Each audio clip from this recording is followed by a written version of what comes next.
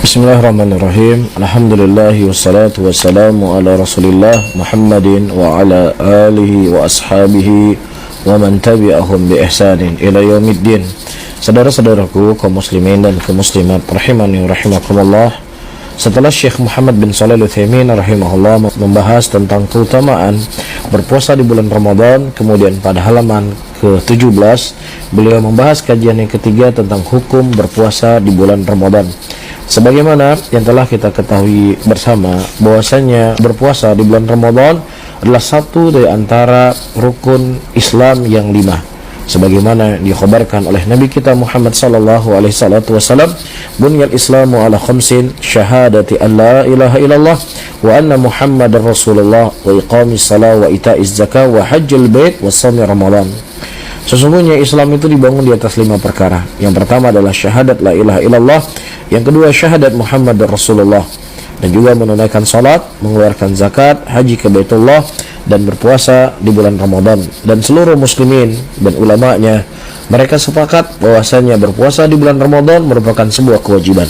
Sehingga siapa saja di antara orang yang mereka menolak wajibnya berpuasa di bulan Ramadan, maka dia dihukumi dengan hukum kufur, murtad dari agama Islam, karena ini merupakan perkara yang tidak ada seorang pun yang jahil dari kewajiban tersebut. Dan kemudian saudara-saudaraku muslimin dan muslimat yang dimuliakan oleh Allah, puasa hanya diwajibkan ketika sudah dapat dipastikan masuknya bulan Ramadan. Tidak boleh seseorang melakukan puasa 1 hari atau 2 hari sebelum masuknya bulan Ramadan untuk sekedar menjaga-jaga jangan-jangan puasa sudah masuk. Ini tidak dibolehkan. Ini terlarang sebagaimana nas yang dikeluarkan oleh Imam Bukhari dalam sahihnya, di mana Rasulullah sallallahu alaihi wasallam mengatakan, la yataqaddamanna ahadukum Ramadan bisawmi yawmin aw yawmain illa ayyakuna rajulun kana yasumu sawmahu falyasum dzalikal yawm. Ya, janganlah salah seorang di antara kalian mendahului Ramadan dengan puasa 1 hari atau 2 hari, kecuali jika ada seseorang yang memang sudah terbiasa berpuasa, maka silakan saja ia berpuasa pada hari itu. Jadi misalnya sekarang berada di tanggal 28 Rajab atau 27 Rajab, sehingga ada orang-orang yang dia untuk kehati-hatian dia sudah mulai berpuasa pada tanggal 27 Rajab sampai datangnya tanggal 1 Ramadan untuk jaga-jaga. Ini perkara yang terlarang. Ini tidak dibolehkan oleh Nabi sallallahu alaihi wasallam, kecuali kata Nabi kalau seandainya dia memang sudah terbiasa dengan puasa Senin Kamis atau puasa Daud, yang memang kebetulan puasa itu berdekatan dengan masuknya bulan Ramadan, maka tidak ada masalah. Tapi menjaga-jaga supaya tidak tapi kalau sekadar untuk dia menjaga-jaga, maka ini perkara yang terlarang. Sehingga di sana ada 2 hal ditetapkan masuknya bulan Ramadan. Yang pertama, para hadirin, saudara-saudaraku muslimin dan muslimat yang dimuliakan oleh Allah, dengan cara melihat hilal. Di mana Rasulullah sallallahu alaihi wasallam menyebutkan dalam hadisnya, "Idza ra'aitumul hilal fasumu." Jika kalian melihat hilal, maka hendaknya kalian berpuasa. Dan juga disebutkan dalam sebuah hadis dari Abdullah bin Abbas radhiyallahu taala anhu, yang diriwayatkan oleh imam yang 7 Bukhari, Muslim dan seterusnya, jarabiyun ila Nabi sallallahu alaihi wasallam faqala inni ra'aitul hilala yani Ramadan, faqala atashhadu an la ilaha illallah, qala na'am, qala atashhadu anna Muhammadar Rasulullah, qala na'am, qala Bilal, qala Nabi sallallahu alaihi wasallam, ya Bilal adzin fin nas falyasumu ghada. Seorang Arab Badui datang kepada Nabi sallallahu alaihi wasallam, lalu dia berkata, sesungguhnya aku telah melihat hilal, masuknya hilal di bulan Ramadan. Beliau pun bertanya, apakah kamu bersaksi bahwa tidak ada sesembahan yang benar kecuali Allah? Ia menjawab, iya. Nabi bertanya lagi, apakah kamu juga bersaksi bahwa Muhammad adalah utusan Allah? Maka ia menjawab, iya. Nabi berkata, wahai Bilal, umumkan kepada orang-orang agar mereka mengerjakan puasa di besok hari. Nah, ini adalah dalil yang jelas dan gamblang yang datang dari Nabi kita Muhammad sallallahu alaihi wasallam, bahwasanya penetapan masuknya bulan Ramadan dengan cara melihat hilal. Ketika ada seorang yang dia itu amanah, jujur, muslim, mengkhabarkan masuknya bulan Ramadan, dan dia memberitahukan kepada pemerintah, dan kemudian pemerintah mengumumkan puasa di esok hari misalkan, maka wajib bagi seluruh muslimin untuk mereka berpuasa dengan pemerintah mereka, karena ini lebih akan menyatukan muslimin, akan lebih membuat satu saf muslimin di bawah pemimpinnya. Dan juga sebagaimana yang dikhabdakan oleh Nabi sallallahu alaihi wasallam, "Idza ra'aitumul hilal fasumu wa idza ra'aitumu faftiru." Jika kalian melihat hilal berpuasalah, dan jika kalian melihat hilal kembali muncul maka berbukalah. Ini yang pertama. Kemudian yang kedua, saudara-saudaraku muslimin dan muslimat, ya, kaidah dalam penentuan atau memastikan masuknya bulan Ramadan dengan menyempurnakan Sya'ban menjadi 30 hari. Sebagaimana disabdakan oleh Nabi kita Muhammad sallallahu alaihi wasallam dalam hadisnya, "Sumu li ru'yati wa aftilu li ru'yati. Fa in ghummiya 'alaikum fa'uddu 3." Berpuasalah karena melihat hilal, dan berbukalah di hari Idul Fitri karena melihat hilal. Jika petanda masuknya bulan tertutup awan, maka hitunglah bulan menjadi 30 hari. Ya, jadi misalnya pada hari ke 29 orang-orang melihat hilal pada tanggal 29 tersebut. Kalau seandainya pada tanggal 29 ya dia melihat hilal, berarti besok dia berpuasa. Namun kalau seandainya hilal tersebut tidak terlihat pada tanggal 29, apakah tertutup dengan awan ya, atau yang semisalnya, maka disempurnakan Sya'ban menjadi 30 hari. Wallahu ta'ala alam bisawab. Allahumma salli ala Muhammadin wa ala alihi wa ashabihi wa man tabi'ahum bi ihsanin ila yaumiddin. Assalamualaikum warahmatullahi wabarakatuh.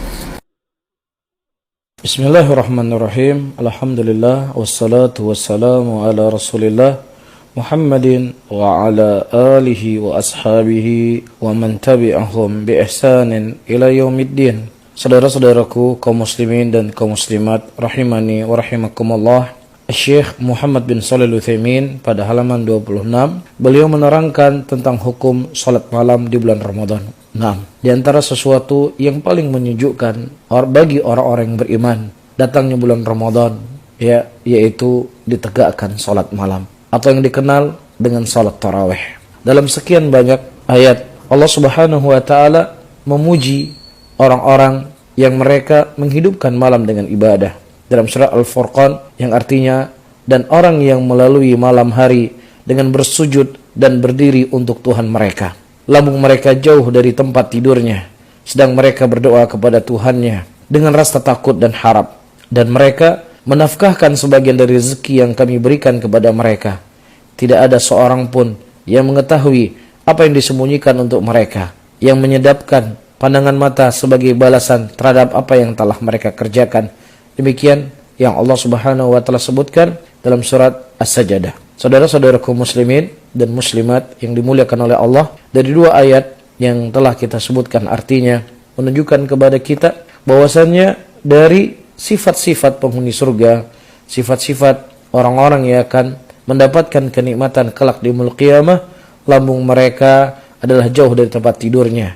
Mereka menghidupkan malam dengan ibadah kepada Allah Subhanahu wa taala. Ada sebuah kisah dari Mutarrif Ibnu Abdullah Ibnu Syukhir rahimahullah. Sebelum beliau tidur, beliau membaca ayat Al-Qur'an. Ketika beliau sampai dari sifat-sifat yang Allah sebutkan di dalam Al-Qur'an dari penghuni surga, beliau berkata, sesungguhnya aku tidak mendapatkan diriku dari orang-orang yang disebutkan sebagai penghuni surga. Namun ketika aku membaca ayat-ayat Al-Qur'an yang menunjukkan dari sifat-sifat penghuni neraka, maka aku berdoa dan memohon kepada Allah agar dijauhkan dari sifat-sifat tersebut. Ini merupakan petir di siang hari untuk kita semuanya, saudara-saudara kaum muslimin dan muslimat. Mudah-mudahan di bulan Ramadan ini menjadi acuan bagi kita untuk merasakan bagaimana indahnya bermalam dengan Allah Subhanahu wa ta'ala. Dalam sebuah hadis Rasulullah sallallahu alaihi wasallam menyebutkan, afdhalus salati ba'dal faridah salatul lail. Sesungguhnya salat yang paling mulia setelah salat wajib adalah salat malam. Dan juga Nabi sallallahu alaihi wasallam sebagaimana diriwayatkan oleh Imam Tirmidzi rahimahullah dan juga disahihkan oleh Imam Hakim, di mana Rasulullah sallallahu alaihi wasallam berkata, ayyuhan nas afshus salam wa ta'imut ta'am wasilul arham wassallu bil lail wan nasu niyamun tadkhulul jannata bis salam.